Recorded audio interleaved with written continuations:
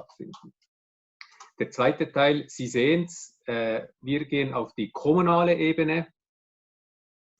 Das erste Referat kommt aus der Westschweiz, nämlich von Frau Dr. Michelle Tanda-Pition. Sie ist Architektin und Raumplanerin bei Topos Urbanism in Genf. Jetzt muss ich ihr die Möglichkeit geben, ihren Bildschirm zu teilen. Ihr besonderes Interesse gilt komplexen Prozessen und das werden wir gleich in Ihrem Referat sehen. Einerseits eben die Weiterentwicklung von Methoden in der Raumplanung oder innovative Ansätze und deren Einsatz in der Praxis. Sie wird uns nun davon berichten.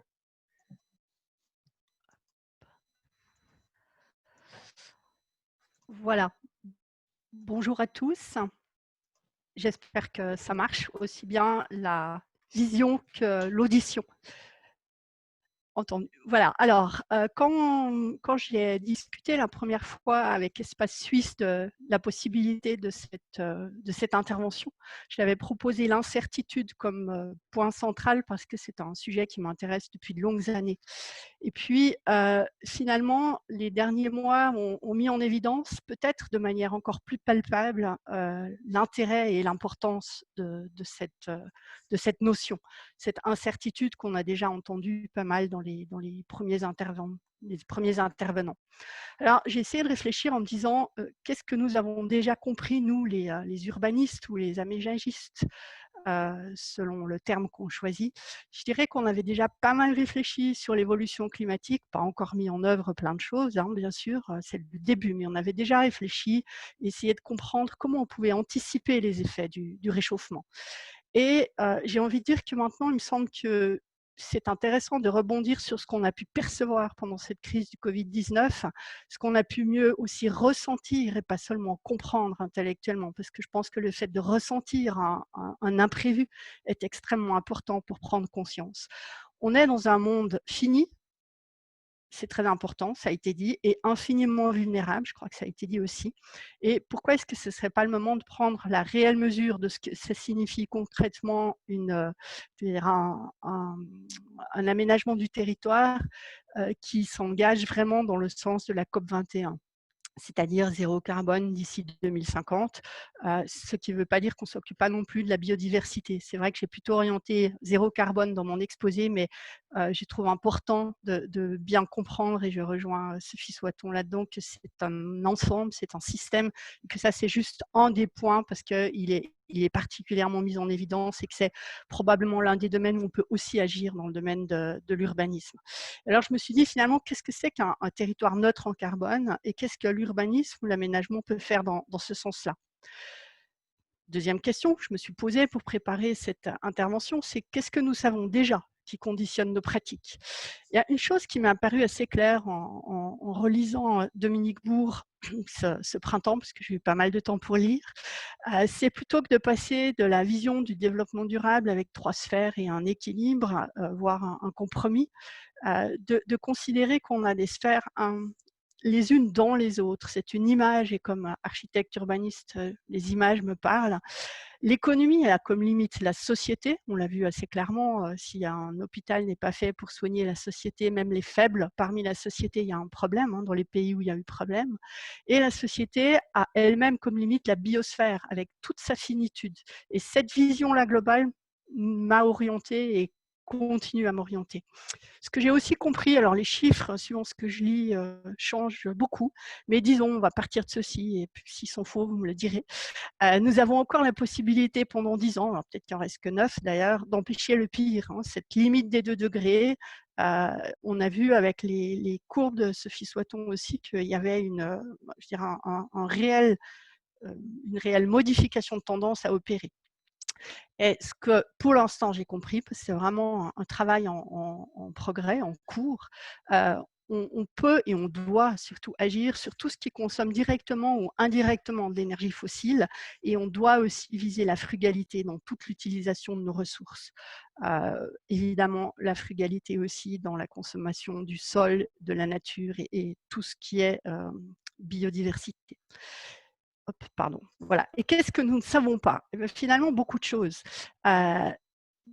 dans 15 ans, si je me place à l'horizon normal d'une planification, dans 15 ans, est-ce que je vis dans une société encore en croissance, comme la LATS le présuppose, hein, c'est inscrit dans la loi, on doit prévoir les besoins pour dans 15 ans, mais ces besoins, ils sont sous-entendus en croissance. Ou est-ce qu'on sera déjà dans une société en décroissance? Et plus précisément, quelle énergie on aura à disposition, en quelle quantité et à quel prix, ça va conditionner beaucoup.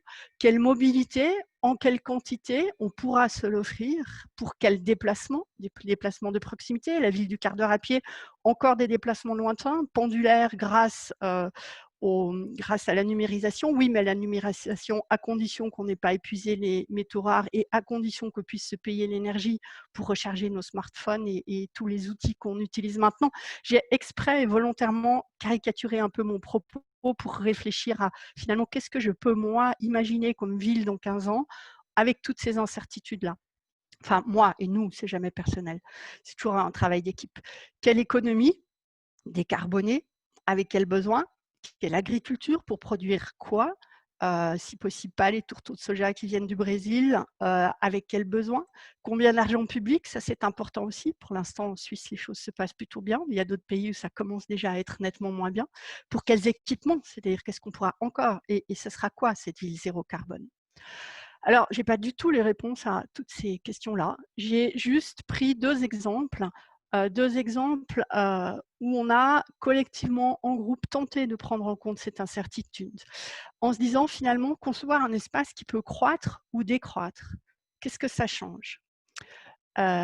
Comment est-ce qu'on peut définir seulement ce que l'on peut raisonnablement définir, c'est-à-dire ce qu'on peut imaginer à peu près connaître dans les 10-15 ans qui viennent, et puis pas définir des choses où on est certain qu'on n'est pas au courant, on est certain qu'on ne sait pas. Je suis certaine que je suis incapable de dire combien de mètres carrés l'industrie aura besoin en 2040, par exemple, pour prendre un exemple que certains connaissent. Alors, les 2 exemples que j'ai choisis, l'un, c'est à échelle restreinte, les espaces public de Condémine à Sierre. Je vais expliquer un peu plus en détail, mais pour citer les 2 sources essentielles, c'est tout un travail d'équipe, mais vraiment les idées phares, les idées clés qui nous ont conduits dans cette orientation-là. C'était Oscar Buzon de Raoum 404 et Laurent Guidetti de Tribu Architecture. Et à plus vaste échelle, vous verrez que je suis très valaisanne, même en étant située à Genève, l'armature paysage et naturelle de la vallée du Rhône pour faire face aux défis climatiques. Autre mandat d'études parallèle, et la source de ce que je vais vous présenter, c'est toute l'équipe conduite par Bertrand Vignal, le responsable du bureau base paysagiste à Lyon. Premier exemple, Condémine à Sierre. La méthode, c'était des mandats d'études parallèles sans lauréat qui ont abouti à une première vision d'une image directrice que je vais vous montrer, qui a été ensuite retravaillée avec la population. Et la manière de travailler avec la population, on l'a beaucoup réfléchi avec la commune, et c'était vraiment travailler sur les usages. C'est-à-dire qu'on a demandé aux personnes présentes de s'imaginer usagers dans le futur, s'imaginer voisins, mais pas seulement, justement, s'imaginer un jeune, s'imaginer un enfant, s'imaginer un habitant du futur quartier et s'imaginer traverser ce quartier. Et la question qui était posée, c'est de quoi vous alliez avoir besoin dans ce quartier. C'était vraiment d'interroger sur les usages, parce qu'il nous semblait que dans ce que souvent on appelle la maîtrise d'usage, c'est vraiment la question centrale. Le résultat, c'est un document stratégique, c'est-à-dire qu'on a une organisation du futur quartier et une manière de le réaliser, mais justement, il est stratégique, ce n'est pas vraiment une planification avec un pouvoir, il va être traduit par des documents de planification avec valeur légale. Et puis, une identité, les grandes lignes qui en sont sorties, hein, une identité préservée, une identité agricole et viticole, puis industrielle, avec la valorisation de tout ce qui était les traces. C'est important de se rattacher au passé, à notre histoire, à notre identité. Justement, une insertion dans les réseaux. Un nouveau quartier n'est pas une île, donc quelle insertion dans le réseau du paysage, quelle insertion dans le réseau hydrographique et toutes les mobilités, y compris jusqu'aux formes urbaines du voisinage. Comment est-ce qu'on rentre en dialogue avec ces formes urbaines? Puis la définition de ce qu'on a appelé l'armature du quartier, c'est-à-dire les espaces publics et les équipements publics, non seulement parce que c'est ce que la commune a en main, mais surtout parce que c'est ce qui est certainement ce qui va rester le plus longtemps. Quand on regarde très dans l'histoire, hein, très longtemps en arrière, on voit bien que espace public et équipement public, si on va encore plus en arrière, je dirais ces monuments, c'est ce qui nous reste, ce sont les traces qui restent très longtemps, qui peuvent rester des siècles. Donc c'est probablement là-dessus qu'on doit insister. Et puis, l'encadrement du développement futur est peu prévisible par d'autres acteurs. Alors, cette image directrice, on l'a conçue par étapes, pas en disant on doit faire d'abord ça, puis ça, puis ça. On s'est dit voilà, le territoire aujourd'hui, c'est celui de l'image de gauche. Il est à un peu plus de 500 mètres de la gare. Il y a, je ne sais pas si vous voyez ma souris, mais il y a un bâtiment qui va être reconverti, un autre qui est en école, un théâtre qui existe, une halle à disposition de la commune. OK. Ensuite, la commune est là et le canton ont des grands projets. Il y a un projet de patinoire et un projet d'installation d'une haute école d'art à Sierre. La question a été longuement réfléchie. Comment est-ce qu'on organise et où est-ce qu'on localise ces éléments-là pour que même si on reste dans cette configuration-là longtemps, parce que Sierre n'est pas, disons, sous une avalanche de demandes de logement pour l'instant à court terme, que ça fonctionne et que ça fasse quelque chose qui tienne la route, même si ça dure 15 ans ou 20 ans. Justement, là, je ne sais pas dire dans 15 ans combien il y a de logements. Et la décision prise par discussion, par maturation entre les 5 équipes, les experts et les personnes présentes de la commune, et aussi rediscuter avec les habitants après, c'est de les regrouper pour dire on a un noyau ici, il est accessible depuis la gare, on passe sous les voies ferrées et on a un noyau d'équipement public. Ensuite, au fur et à mesure, on organise les mobilités douces rapides pour aller vite où on veut aller vite, les mobilités plus douces plutôt lentes par un espace piétonnier qui distribue tout, l'ensemble, qui rejoint les différents éléments. Et puis, au fur et à mesure, dans la 4e image, dans les différentes aires d'implantation, se développeront les logements quand ça sera le moment de développer les logements. Aujourd'hui, si on est honnête intellectuellement, on n'en a absolument aucune idée. On peut en avoir envie, mais on ne le sait pas. Et la légende, alors je ne vais pas passer dans le détail de la légende, mais simplement pour dire que très régulièrement, on travaille en groupe sur cette légende, en imaginant que cette légende, c'est pas seulement l'explication du plan, mais c'est un peu la manière de le mettre en œuvre. C'est quelque chose qu'on a mis au point depuis longtemps.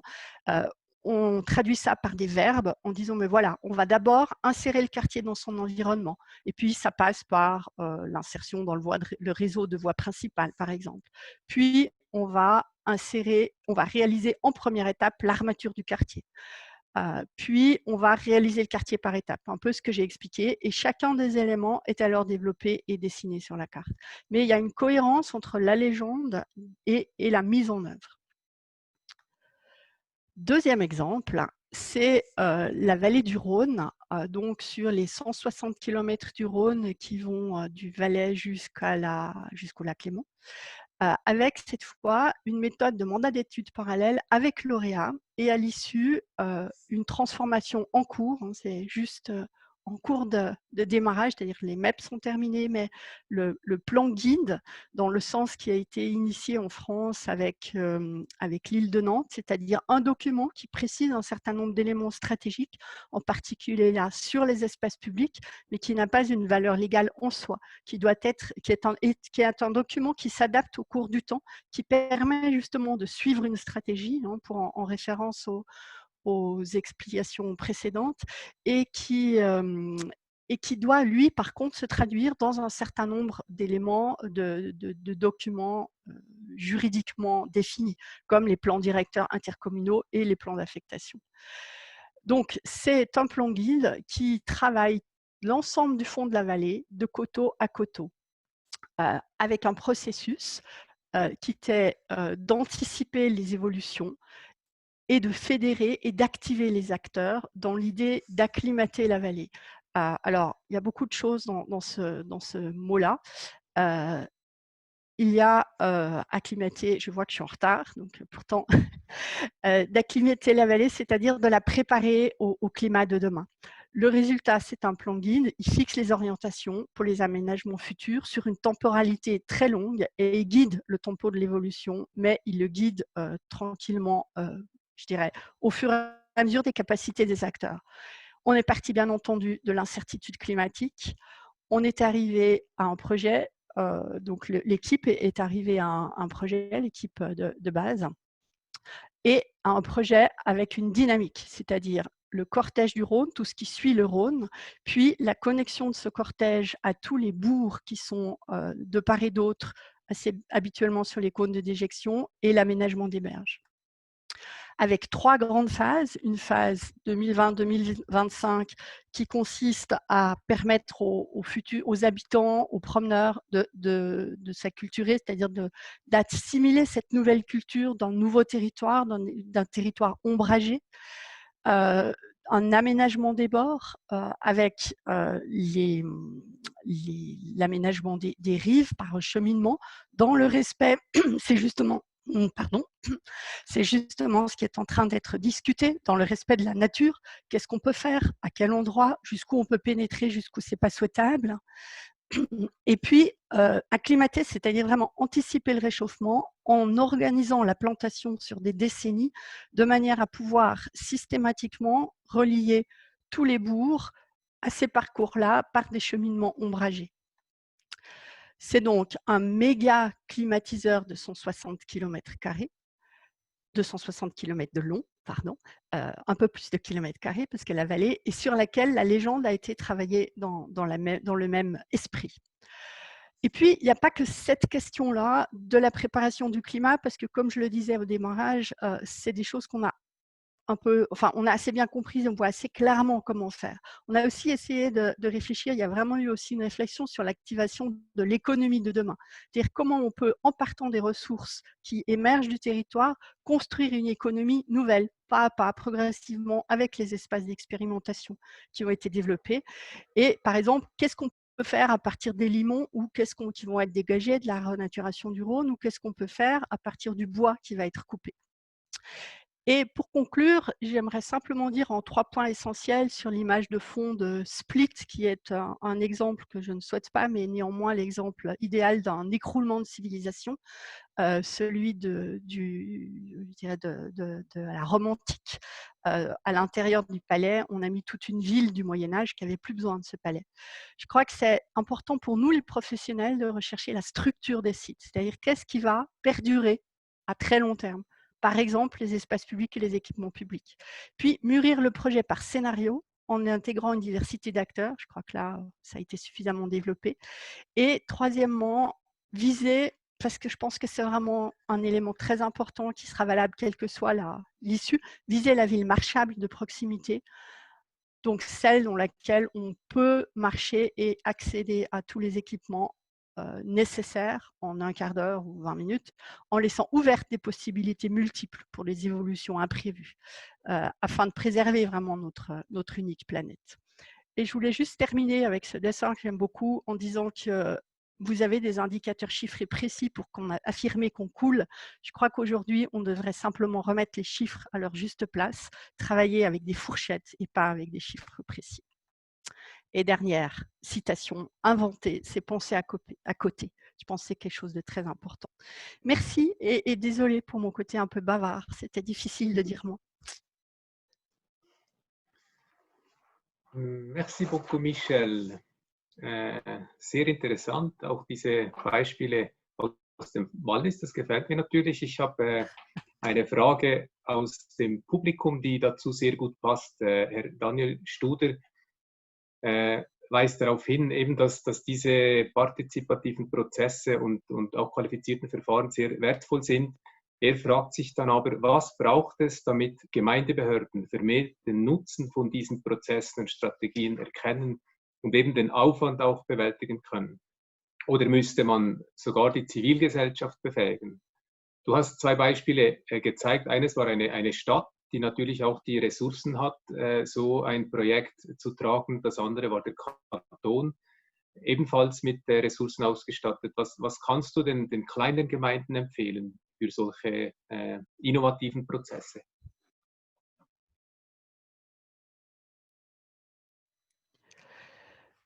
Oui, c'est une question très intéressante. je dirais que par l'exemple déjà, il y a beaucoup de contre-exemples. Je crois que c'est un sujet très sérieux, la participation, avec lequel il faut travailler vraiment avec des professionnels. Et moi, je travaille sur ces questions-là, par exemple, systématiquement avec un sociologue qui est spécialiste d'intelligence collective. Et avec une bonne méthode, des participants variés, c'est très important d'avoir une diversité de participants, en essayant avec des petites touches, voire très probablement, alors toujours dans la mesure où l'énergie le permettra, les métaux rares aussi, avec des civic tech, c'est-à-dire des méthodes via les nouvelles technologies.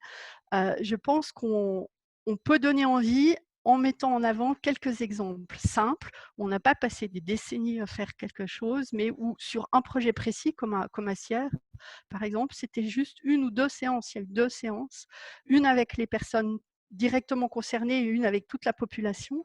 On arrive à avoir un résultat de qualité avec un investissement raisonnable. Je pense qu'il y a une question de professionnalisation et puis peut-être aussi comme je dirais des structures comme Espace Suisse, de donner envie, de montrer des exemples et peut-être aussi de conseiller dans ce domaine-là, pour conseiller les méthodes, hein, comme Dialogue, Siedlung, mais voilà, je ne sais plus le terme actuel, je suis désolée. Mais de donner des exemples, la preuve par l'exemple, peut-être que certains cantons pourraient faciliter ou alors oui, aussi inciter. Et puis, à ce moment-là aussi, à l'échelle peut-être des regroupements de communes, c'est peut-être plus facile parce que si chacun met un peu d'argent, voilà. Je pense qu'il y a plusieurs pistes, mais je suis très partisane aussi des espaces d'expérimentation et je pense que ça en fait partie complètement. Mais vraiment, professionnalisation, ça c'est vraiment extrêmement important. J'ai vu beaucoup de choses où finalement, à la fin, les communes, à juste titre, se disent oui, mais alors j'ai appris quoi? Et si la commune se pose cette question-là, c'est que ce n'était pas bien fait. Gut, herzlichen Dank. Ich nehme das auch auf, den Hinweis für Espace Suisse. Wir kommen ja nachher noch auf die Angebote im Bereich Siedlungsberatung, dem Impuls Siedlungsberatung von Espace Suisse zurück. Herzlichen Dank, Michel Trandapitio.